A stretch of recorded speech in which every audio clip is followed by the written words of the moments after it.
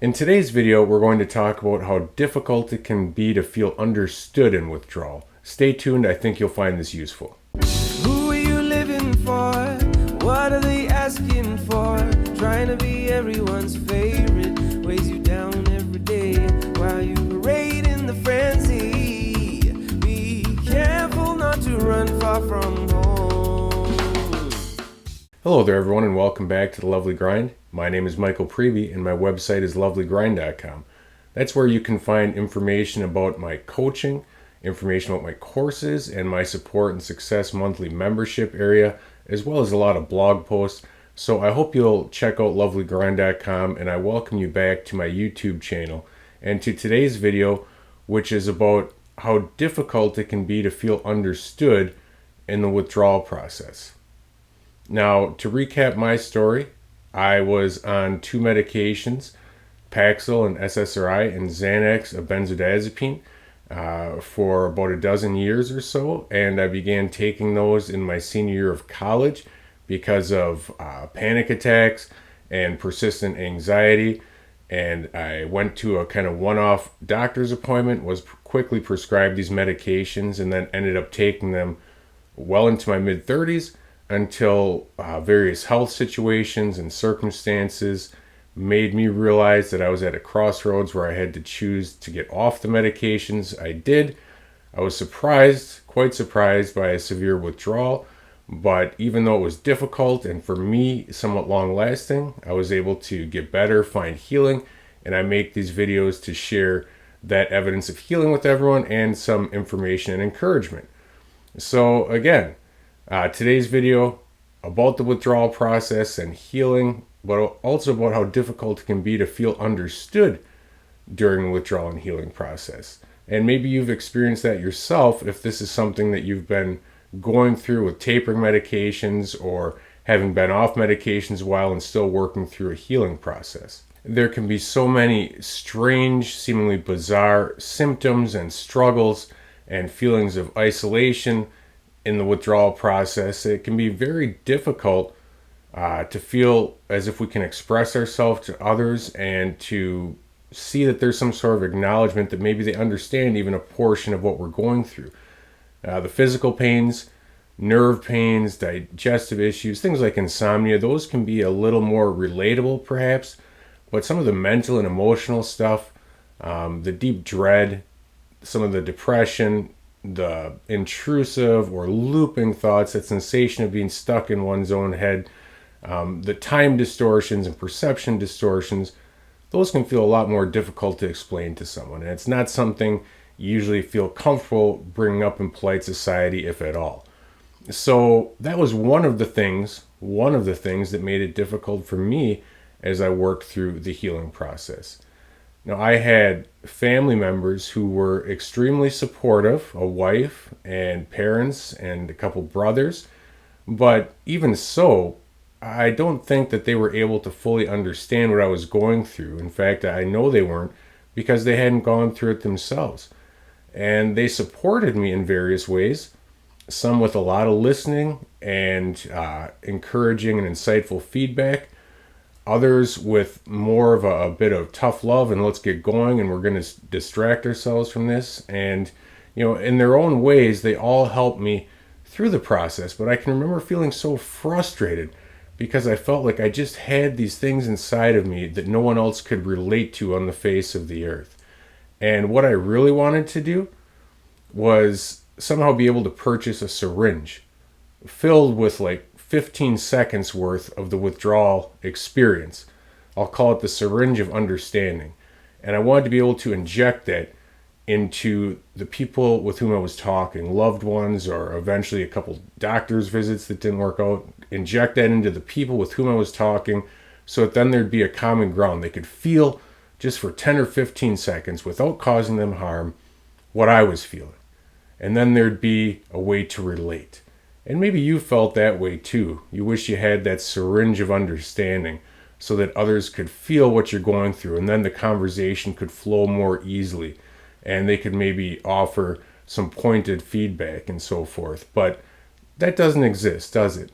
So what I'm going to talk about today are a few ways in which we can still approach support and cope through feelings of misunderstanding while going through this difficult and at times bizarre withdrawal process. Before I get into the rest of today's video, I'd just like to remind you all watching that I have a fantastic online course called The Healing Mindset, the powerful ideas you need to beat withdrawal and find better wellness. And that's a course that has 36 video and audio lessons, as well as accompanying worksheets in each lesson, and a bunch of motivational printouts and PDF attachments. They're things that walk you step by step through the foundational concepts, mindsets, the ideas, the approaches that I found helpful to endure the withdrawal process and find healing, and that others with whom I've worked in coaching have found very helpful as well. There's the ability to watch those videos, comment interactively with myself and others beneath all the videos, all the lessons in that course, and then also email me with questions regarding worksheets that you might be engaged with and so forth. So I think you'll find it very useful. Below this video in the description, there's a link for 20% off the Healing Mindset. So if you want to, take advantage of that. And now on to the rest of today's video, which is going to offer some ideas about how to cope, things you can keep in mind when you're feeling misunderstood during this withdrawal and healing process. First, remember that you truly aren't alone in this process. There are many others from all walks of life, male, female, young, old, people from all over the globe and from various types of these drugs who are going through some version of a similar experience, and maybe they've even gone through things that are extremely similar symptom-wise and challenge-wise to what you are going through right now. I think that's one of the great fears when we're dealing with some of these strange symptoms, especially the mental and emotional stuff. We fear that something's really wrong with us, that no one else out there is going through what we're going through, that we're the outlier. That's indeed why, especially early on in the withdrawal and healing process, it can be useful to read comments beneath videos such as this, or to delve into forums a little bit to see that there's groups of people out there, in fact large groups of people, going through something similar. Provides a lot of reassurance. So even though what you're going through at times might feel extremely isolating and profoundly unique, there might be someone out there, there probably is someone out there right now at this very second going through something very similar. And there are also people, I want to make this very clear, who have gone through things very, very similar to what you're going through, same sorts of struggles, and they've gotten through them and endured and survived and gotten better. So that's the first thing to keep in mind. As they say in the Bible, there's nothing new under the sun. And as the years go on since the inception of antidepressants and benzodiazepine drugs, and more people have to deal with things like tolerance withdrawals, interdose withdrawals, difficulties tapering these medications, and so forth, the number of people, the pool of commonality that have to deal with these experiences that you might be going through right now is only growing and is only going to get larger. So you aren't alone, no matter how much it might feel like that sometimes, no matter how misunderstood you might feel, there's others out there who can understand. Another important thing to keep in mind, don't feel the pressure to educate everyone around you about the withdrawal process. You're only going to tire yourself out. I know, especially at first, when a person's feeling maybe really angry about it, and a bit chippy whenever interacting with people. I mean, I was there. When you're in that state, you feel like there's a huge pressure to educate and inform every person under the sun about this thing called withdrawal. And while it can be very useful to provide some information and anecdotal sharing, maybe with a doctor or psychiatrist with whom you're working, especially with family members, if you try to educate and inform every single person you encounter about this thing called withdrawal, you're just going to tire yourself out and you're going to get frustrated because a lot of people aren't going to care. And that's going to include some doctors, unfortunately. I had that experience the handful of times, or less than a handful of times, I went to see doctors during my withdrawal process. I was met with some blank stares and some gaslighting, and there just wasn't a lot of understanding or even compassion And hopefully things have gotten better there, but I know it does still happen. And what did I feel like when I tried to educate or inform? I felt frustrated and heartbroken because no one was listening. It was like a brick wall. And again, I think it can be helpful to provide some information to family members. I know many people with whom I've worked in coaching have, for example, shared my videos and watched them together with family members, and that can be very helpful. But at the end of the day, it's not your responsibility to educate every person under the sun about this. So do it as you feel comfortable. Do it as it seems helpful and useful for your own personal healing benefit, and otherwise take that pressure off yourself, because it can just be one more stress in a process that already comes with a lot of stress. Third, take your support in whatever form is available to you. Take your support for what it's worth. Again, not everyone around you is going to understand, and not every form of support you receive is going to be coming from a place that's withdrawal specific. When I coach people, there is a lot of withdrawal specific support because I went through it myself. But if you're also working with a psychiatrist or a doctor who has little understanding of the process, perhaps there's some other ways in which they can offer insight or helpful feedback at times. Family members, they might not understand what you're going through, but as long as they're willing to listen, as long as they're willing to sit down with you and hear about what you're going through and give you a hug or some reassuring words, or take you out for a cup of tea or coffee if you can have that, or do whatever it is that they do in their way to support you, take it for what it's worth. Don't disregard it because they haven't been through withdrawal. Even some of the suggestions that might at times sound trite or useless from someone, telling you how you might be able to cope or how to get through the day, don't disregard it just because a person hasn't been through it. Again, I know it's very helpful to have support, feedback, and so forth from someone who has been through it, and that's part of why I do coaching. But there's going to be other people around you at times when you're not working in a coaching session, and they can offer their own brand of support in whatever way that they feel is best. I had some family members who listened like a therapist and provided feedback like a therapist. I had others who were more of the tough love and distraction and let's get going and just stop dwelling on this. And those were both helpful in their own ways.